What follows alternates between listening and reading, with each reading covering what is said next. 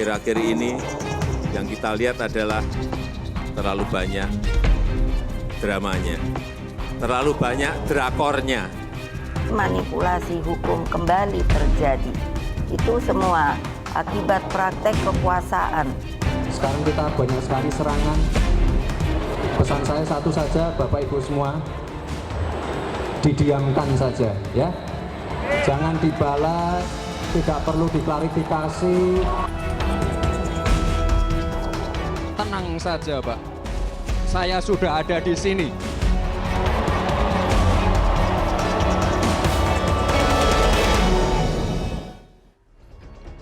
Terima kasih Anda masih bersama kami di Political Show. Ketua Umum PDI Perjuangan Megawati Soekarno Putri akhirnya bersuara soal situasi politik terkini. Megawati menyinggung rekayasa hukum yang terjadi di Mahkamah Konstitusi hingga kecurangan pemilu yang mulai terjadi. Kepada siapa pesan Megawati ditujukan? Apakah pidato itu sebagai bentuk balasan ke Presiden Jokowi yang menyatakan drama politik terjadi akhir-akhir ini dan menyindir pertarungan perasaan yang dilakukan PDI Perjuangan? Suara hati Megawati untuk drakor Jokowi. Malam ini kita akan membahasnya dengan narasumber di studio. Saya perkenalkan satu-satu dari yang paling kanan, ada pakar komunikasi politik Bang Effendi Ghazali. Selamat malam Bang Ege. Malam Nana, malam. Ada Ketua DPP Partai Nasdem Effendi Koiri. Selamat malam Gus Coy. Selamat malam, assalamualaikum. Waalaikumsalam. Politisi senior PDI Perjuangan yang baru pulang dari kampung. Pandana Baba, selamat malam. Opung Panda. Udah menghibur hati di kampung? Udah kembali ya? Udah ini ya, getting stronger ya, pulang dari kampung ya. Ada Wakil Ketua Umum Partai Golkar, Bang Nurdin Halid. Selamat malam Bang Nurdin. Selamat malam, assalamualaikum. Waalaikumsalam. Wakil Komandan Relawan Prabowo Gibran, bajunya udah cocok nih, Immanuel Ebenezer. Selamat malam Bang Noel. Oke, dan seperti biasa kita mengundang teman-teman mahasiswa sebagai wujud partisipasi publik. Malam ini melalui sambungan virtual ada Badan Eksekutif Mahasiswa Universitas Lampung. Selamat malam teman-teman dari Unila. Nanti teman-teman bisa menyampaikan kritik, masukan ataupun pertanyaan kepada para narasumber yang ada di studio. Saya akan langsung memutarkan dulu ini pernyataan suara hati Ibu Megawati Soekarno Putri yang mengatakan bahwa ada rekayasa konstitusi. Kita dengarkan sama-sama. Apa yang terjadi di Mahkamah Konstitusi akhir-akhir ini telah menyadarkan kita semua bahwa berbagai manipulasi hukum kembali terjadi. Itu semua akibat praktek kekuasaan yang telah mengabaikan kebenaran hakiki politik atas dasar nurani. Saya mau ke Opung. Opung, setelah sekian lama Ibu Megawati Soekarno Putri akhirnya buka suara dan mengatakan bahwa putusan MK ini merupakan rekayasa hukum konstitusi dan manipulasi hukum. Ini siapa yang melakukan rekayasa ini ditujukan ke Presiden Jokowi, Opung? Sebenarnya itu nggak pertanyaan lagi.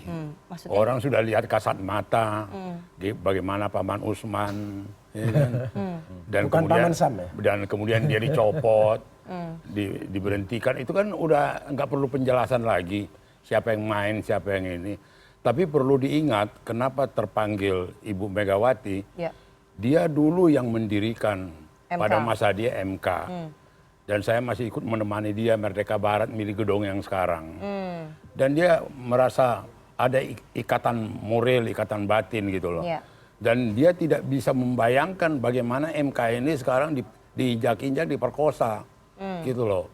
Hanya untuk kepentingan sesaat, hanya untuk bagaimana menggolkan seseorang.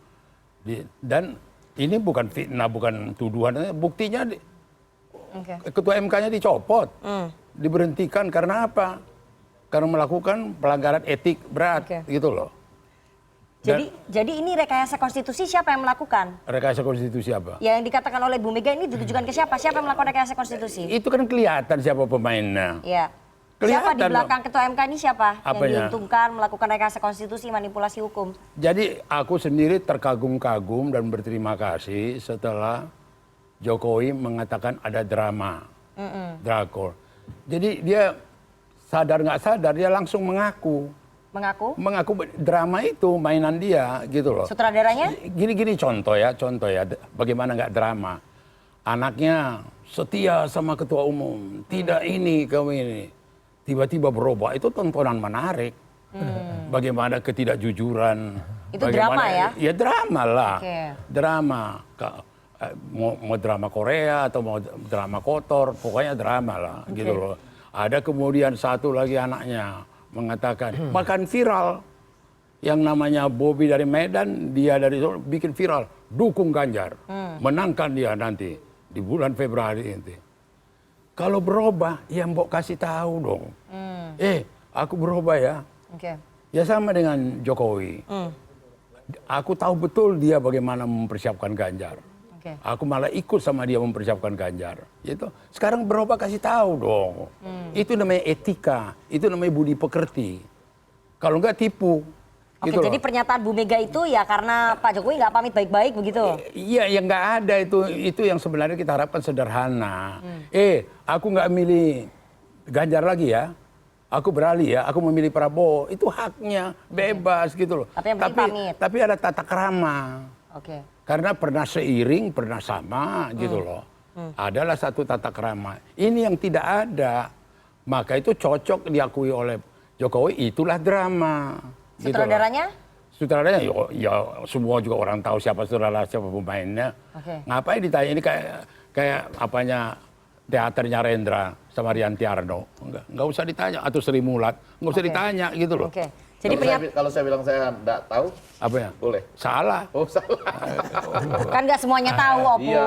Bisa aja saya bilang saya nggak tahu. Iya. Apa? Siapa Orangnya sudah sutradaranya? ngaku. Orangnya Jadi yang sudah ngaku. Orangnya sudah ngaku. Presiden udah mengaku ya? Iya dong. Oke. Sutradara dan pemainnya sama. Mungkin sama ya. Iya. Mirip. Menurut Gus Coy dan Opung Panda sutradara pemainnya sama. Saya mau ke Golkar dulu ini. Bagaimana kemudian tanggapan dari Golkar sebagai pengusungnya Prabowo Gibran ketika Ibu Megawati mengatakan bahwa putusan MK yang meloloskan cawapres Anda itu adalah bentuk rekayasa konstitusi dan manipulasi hukum? Sebuah pernyataan yang perlu dipertanyakan. Saya ulangi, sebuah pernyataan yang dipertanyakan.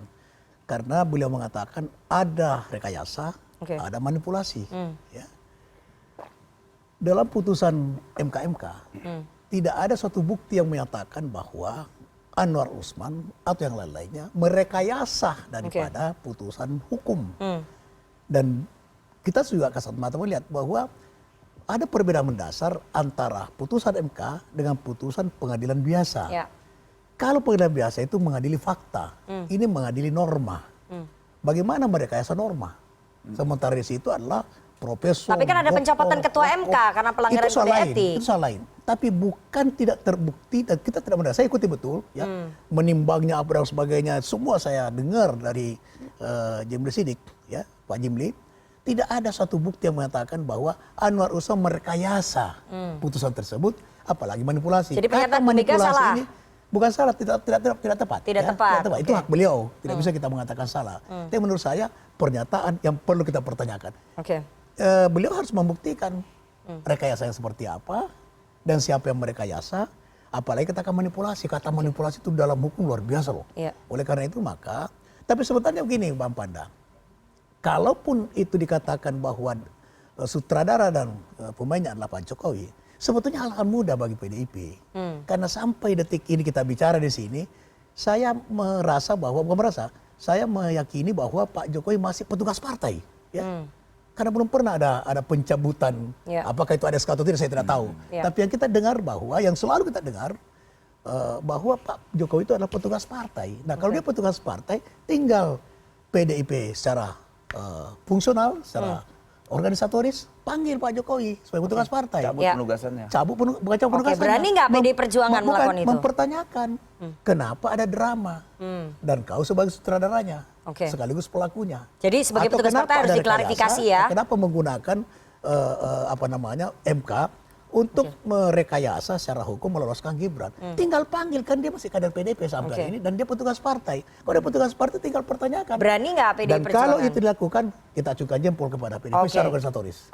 Saya mau tanya ke Opung. Berani nggak PDI Perjuangan memanggil Presiden Jokowi sebagai petugas partai mempertanyakan? Dengar dulu, ini terbalik-balik. Mau tinggal panggil atau mau apa tuh. Kita juga punya sikap bahwa kita harapkan dia sadar. Kita harapkan ada kemauannya sendiri. Kita lihat kelasnya dong. Dia udah kelas yang paling tinggi nih. kita Tapi kan tetap petugas partai, ya, Pung. bukan apapun Harus tetap dipanggil, kita harapkan dia, kita tunggulah berapa hari ini. Dia kan lagi keluar negeri ini, ya kan, lagi ke Amerika, ya kan. Ya kita tunggulah, harapan kita sama itu. Kenapa gak dipanggil Gibran? Karena lihat kelasnya dong. Gibran kan udah dipanggil. Loh iya, lihat kelasnya. Bobi juga udah Dia dipanggil. nggak sama, bapaknya lebih tinggi dong kelasnya. Dia kan kader PDI yang terbaik loh, itu pengakuan Megawati. Oke, jadi setelah nanti Pak Jokowi pulang dari Amerika Serikat, akan dipanggil oleh Bukan PDI Perjuangan? dipanggil, kesadarannya ada nggak? Kalau nggak ada kesadarannya, kesadaran PDIP nggak manggil? ya baru dipanggil gitu loh. Opung, kalau Pak Jokowi nggak ada kesadarannya, PDI Perjuangan nggak akan manggil? Saya yakin ada.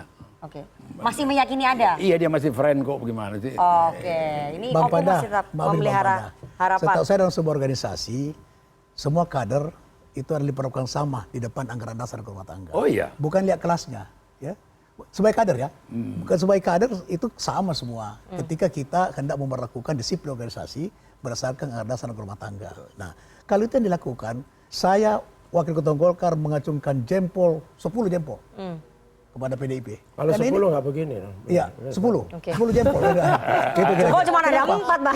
Ini karena rakyat melihat bahwa ya, Ya, jadi itu menunggu keberanian PDI Perjuangan menegakkan ini- aturan organisasi. ini bahwa bukan semua soal kader keberanian, ini soal penegakan aturan Oke. penegakan disiplin. Kok udah urusan itunya, kita udah jelas semua, transparan, kelihatan. Oke. Gitu loh. Tapi pembuktiannya gimana? Tadi Nggak usah ditanyakan dibuktikan. juga oleh Bang Nurdin. Ada manipulasi atau tidak ada manipulasi, lihatlah ketuanya udah dicopot. Ada stempelnya, melakukan pelanggaran etik berat. Gitu loh. Itu apalagi yang mau dibahas di situ. Oke. Gitu loh. Kalau menurut Golkar tidak ada pembuktiannya bahwa ada manipulasi ataupun rekayasa konstitusi. Tapi kalau menurut PDI Itu Perjuangan sesuai yang sudah jelas. dibacakan oleh MK. Oke. Gitu, bukan kata saya. Iya, Itu tapi kata menurut Golkar MK. gimana? Menurut Golkar tidak ada suatu Oke, karena bukti menurut pun PDI Perjuangan bahwa ada. itu ada rekayasa, ya itu haknya. Ya, Bukan, makanya. nanti kita simak lah Kita lebih detail Oke, apa. kita ingin Di tanya situ koalisi lain di situ ini. kan ada dia satu hari nggak datang, kemudian dia datang, Ya. pas pemilihan Sakit. ada sakit itu ada. Kalau bicara lebih detail lagi ini, cuma tidak ada kesempatan kita sekarang mau detail, kita buka naskahnya gitu. Tapi PDI Perjuangan meyakini ada rekayasa konstitusi ya. Bukan meyakini, seluruh rakyat Indonesia tahu kok bagaimana. Oke, saya Bagaimana mungkin satu institusi dicopot ketuanya? Tentu ada sesuatu. Oke. Ada sesuatu yang terjadi gitu loh. Ya, saya mau tanya Koalisi Perubahan merasakan hal yang sama bahwa memang ada rekayasa konstitusi, manipulasi hukum dari putusan MK yang meloloskan Gibran Rakabuming Raka? Mbak, jadi kita lihat perjalanan bangsa hari ini atau setelah reformasi itu semua mengacu pada semangat reformasi. Ya. Apa semangat reformasi? Berantas KKN, korupsi, kolusi, nepotisme. Ya. Kemudian ketika terjadi pemilu kemudian membentuk, melahirkan DPR, saya termasuk di dalam, beliau termasuk ini. Semangat mengubah berbagai aturan yang itu merupakan ciri-ciri negara kita menjadi sebuah negara yang demokratik. Untuk kaitannya dengan KKN lahirlah TAP. Untuk kaitannya dengan korupsi lahirlah KPK. setelah itu KPK. Ya. Untuk menjaga konstitusi supaya Lahirlah MK. multitafsirnya tidak beragam, harus ada institusi yang dibentuk secara khusus untuk mengawal konstitusi, namanya MK. Supaya ASN atau tentara, polisi tidak terlibat pada politik, maka ada pemisahan TNI, Polri, dan ada undang-undangnya sendiri dan macam-macam yang lain-lain. Sebuah reformasi di berbagai aspek kehidupan. Nah, terkait dengan itu maka dengan basis pikiran ini maka ketika ini kita gunakan untuk memotret perjalanan pemerintahan akhir-akhir ini, kita merasa sedih, kita merasa... Jadi merasa ada rekayasa nggak dari putusan MK?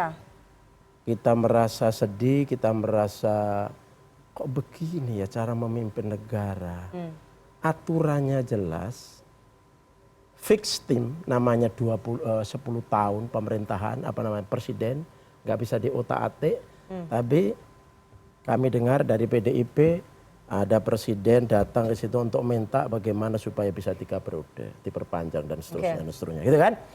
Nah, soal kaitannya dengan rekayasa, saya kira kalau nggak ada lihat data-data yang disampaikan oleh Tempo, ya, Tempo saya kira tidak bohong. Kenapa putusan MK seperti itu, kemudian kenapa dia memimpin, kemudian putusannya seperti ini, itu sebelumnya sudah ada rekayasa. Rekayasa itu tidak mungkin tertulis dalam pertimbangan, dalam... sulit pembuktiannya. Nah, sekarang apa bukti rekayasa? Tetapi bukti rekayasanya itu apa? sudah diungkapkan ya oleh Abang bisa melihat di apa namanya Tempo. Ya, laporan Dan, majalah Tempo. ya, termasuk ya, disebut 26 kali tuh di termasuk pertimbangan ya, dan MK. seterusnya. Itu tidak mungkin itu kemudian masuk di dalam pertimbangan secara tertulis. Jadi memang ada rekayasa ya menurut koalisi Amin? Loh, kalau itu nggak usah kita jawab, itu kita lihat pada produknya. Lihat produknya. Produk itu pasti lihat hulunya. Ini kan hilir, lihat hulunya. Namanya hulu, kemudian proses ini kan sering manipulasi segala macam. Itu kan ada baunya tapi nggak ada tertulisnya, itu otomatis. Jadi mari kita jujur kepada diri kita sendiri, nggak usah menutupi manipulasi, tidak menutupi satu kebenaran. Kita akui aja, ini produknya seperti ini. Nggak mungkin produk seperti ini tidak ada argumen-argumen dan fakta-fakta. Ya. Ini produknya cacat hukum? Ya tentu bukan hanya cacat hukum, cacat moral, etika. Karena begini, kita berbangsa dan bernegara ini bukan hanya melihat norma, bukan hanya melihat narasi yang tertulis, tapi ada di atas sini namanya moral, namanya etika. Dalam konteks kita ini disebut cita hukum. Cita hukum itu tertinggi.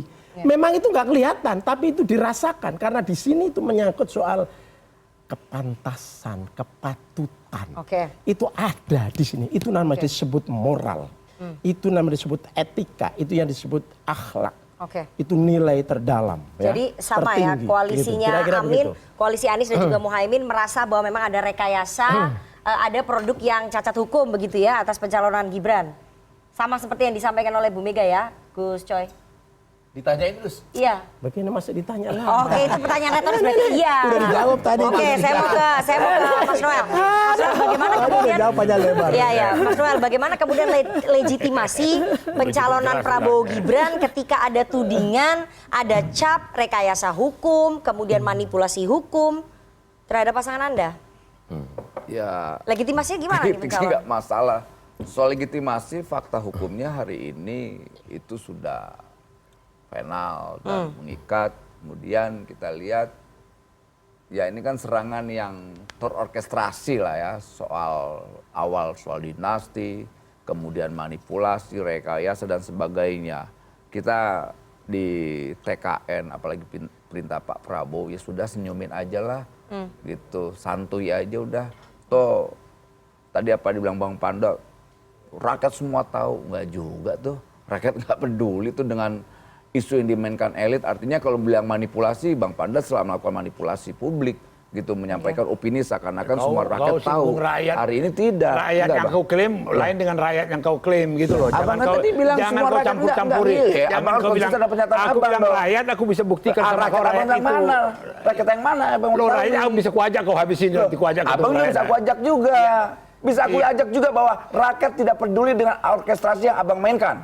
Itu versi kalian. Itu versi aku juga. Itu versi abang juga. Abang seakan-akan menuding bahwa rakyat semua tahu. Nggak ada bang. Jadi rakyat udah muak dengan mainan politik. Jadi ketua MK dicopot ini dengan tidak hormat ini apa namanya? Abang harusnya malu bang. Bukan, ketua MK yang dicopot ini apa?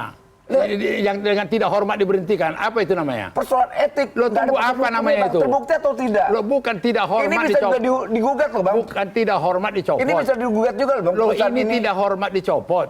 Bang, harusnya abang secara etik juga sampaikan ke wapres abang bahwa wapres abang juga menyampaikan ini sudah final dan mengikat. Dan harus juga abang sebagai bagian dari partai penguasa. Ini abang ini bagian dari partai penguasa PDIP. Dengar dulu. Jangan nyimpang juga abang.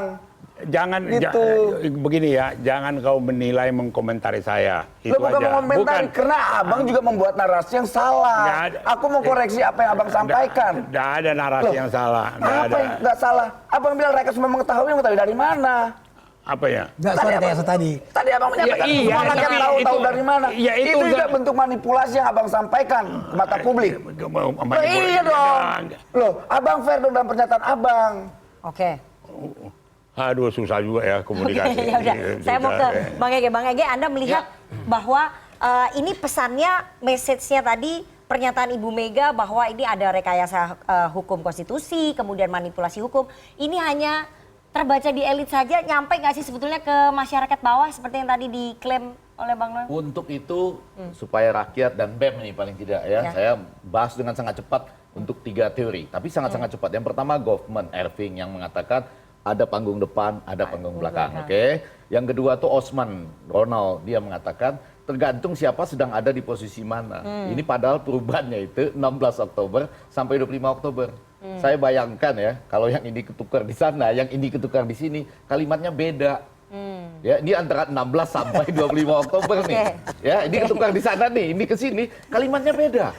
Ya, itu biar teman-teman mahasiswa dan rakyat tahu. Nah, yang ketiga, agak penting, how far can we go? Itu dalam politik penting. Misalnya seperti apa yang disampaikan sebagai hasil yang tadi ya pertanyaan Nana kan hasil di Mahkamah Kehormatan Mahkamah Konstitusi. Kan jelas dalam pengadilan yang dilaksanakan ingin cepat itu untuk mengejar supaya 8 November itu bisa aman ya, supaya kan nanti menarik calon kan 8 November tuh batasnya. Lalu dinyatakanlah segala data memang di situ nggak ketemu fakta.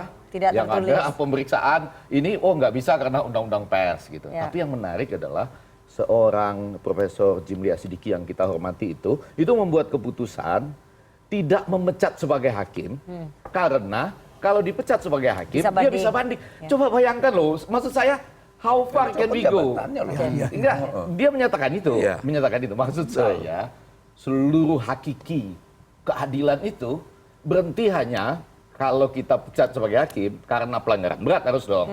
Itu dia bisa banding. Sehingga pemilu kita memiliki ketidakpastian. Betul. Nah, iya, ini nggak ada nilai keadilan yang hakikinya. Terpaksa kita ambil how far can we go. Ya that far, cuma segitu. Bahkan saya kan sama Noel juga bilang, ketika dia Pak Hakim ini, Pak Anwar Usman yang sekarang hakim biasa ya, di Mahkamah Konstitusi itu menyatakan dia difitnah, keji dan segala macam. Mana ada pengadilan di dunia yang tidak memberikan dia kesempatan untuk banding. Untuk membela diri. Untuk membela diri, misalnya gitu ya. Jadi ini kan nggak selesai. Dalam hal itu, how far can we go? Ada bukti sesuatu terjadi di sana. Kalau enggak kan nggak mungkin diberhentikan. Nah itu bisa nggak masuk sebagai rekayasa hukum juga? Nah, gimana? Semuanya social engineering. Semuanya social engineering. Ya, kalau hukum bukan wilayah saya. Nanti akan banyak yang mengatakan nggak ketemu faktanya. Tadi kan Pendi ya kan, itu benar yang dikatakan itu. Bahwa tapi harusnya kan nggak ada. Nggak bisa. Bukan. Harusnya kan menurut hukum harus dipecat sebagai hakim. Tapi kemudian ada pertimbangan khusus agar ada kepastian, maka tidak dipecat. Padahal sebetulnya hakikinya lebih bagus pemilu kita ini ya, kita pastikan yang ini dulu mestinya kan. Tapi demi tanggal 8 November dan sekarang sudah nggak bisa apa-apa karena berdasarkan konvensi di negara kita ini tanggal 13 November ini sudah sampailah ketiga pasangan itu, Amin, Ganjar Mahfud dan kemudian Prabowo Gibran cabut nomor ke depan pintu gerbang menuju Pilpres gitu. Jadi kita nggak bisa apa-apa. Tapi perang narasi ini gimana? Ini... Nah kalau mau yang keempat nih ya, tambahan lagi yang keempat, ini kan para pemainnya banyak. Maksud saya termasuk tadi, ketika ini posisi berbeda, jadi permainan pada hari ini, bahasa-bahasa dan narasi yang digunakan oleh Abang Danurdin Halid, teman kita ini saya loh yang ngasih nama dulu, Prabowo Mania itu di ILC gitu ya. Kemudian Gus Coy dengan opung kita yang baru pulang dari kampung ini ya. Ini semuanya sangat tergantung dari posisi kita pada saat ini. Dan sampai mana mau Ibu Mega memilih untuk hanya sampai pada 10 menit pidato yang menurut saya tajam sekali. Sekali ya? Dan itu berguna bagi semua. Berguna bagi semua. Kita ingin kasih tahu bagi semua, bagi ke dalam juga keluar untuk ngingatin, hey ada yang salah di MK. Apa yang salahnya ya susah dibuktikan berdasarkan hukum. Hey ada yang salah dengan apa namanya kecurangan. Bagaimana membuktikannya? Sulit. Ada pertanyaan-pertanyaan sederhana sebetulnya, nggak sulit benar. Misalnya ada baliho Nanti yang itu kita masuknya misalnya nih, gitu. kecurangan kita masuk. Jadi maksud Soal saya, pernyataan tajam, saya mau teman-teman putarkan. mahasiswa dan BEM ini dan rakyat bikin pertanyaan-pertanyaan yang tajam pendek-pendek. Nah, tapi kalau mau ke langkah 5 lagi terlalu panjang buat malam ini, yaitu ini ada juga drama antar survei.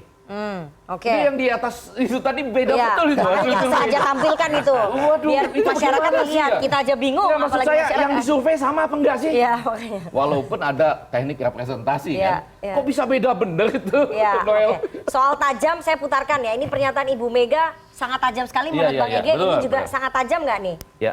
Kita dengarkan sama-sama. Semua menjadi wajah gelap demokrasi. Praktek kekuasaan yang otoriter itulah yang telah kita koreksi. Maka melalui reformasi, janganlah lupa, lahirlah demokratisasi melalui pelaksanaan pemilu presiden dan wakil presiden secara langsung dan terbatas, serta undang-undang tentang pemerintahan yang bebas dari nepotisme, kolusi. Oke, ini sebetulnya cuplikan ya, tapi dalam 10 menit pidato itu Bu Mega lebih dari sekali mengucapkan soal rezim otoriter dan juga praktik KKN. Ini opung memang ditujukan kepada Presiden Jokowi dan menunjukkan bahwa Bu Mega sudah pisah jalan dengan Pak Jokowi ya? Itu ditujukan kepada siapa yang merasa. Oke. Dia kena itu aja. Yang Oh, ngapain? melakukan nepotisme siapa? Ya, yang merasa itu aja. Ngapain dibahas itu? Apa yang disampaikan Ibu Mega ini gamblang, terang, benderang. Ya sudah. Oke.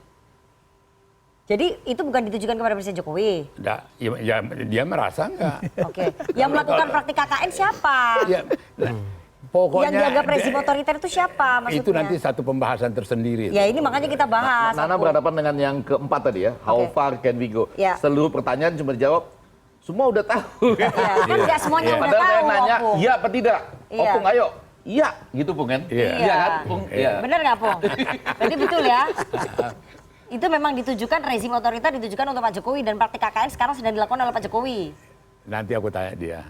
Enggak, menurut Opung gimana Bukan sebagai aku orang terdekat Ibu Mega? hubunganku juga dengan Mas Jokowi baik. Baik. Oke. Gitu loh. Sampai sekarang masih baik? Masih. Meskipun?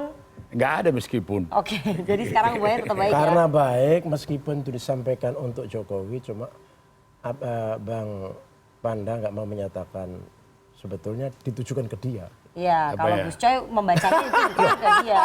Nggak usah mesti aku ambil kesimpulan itu udah saling merasa lah. Oke, berarti memang Tadi saling kan dibilang ada drama, perasaan-perasaan. Gini Bang, ya jadi tadi kaitannya dengan Bung Noel ya.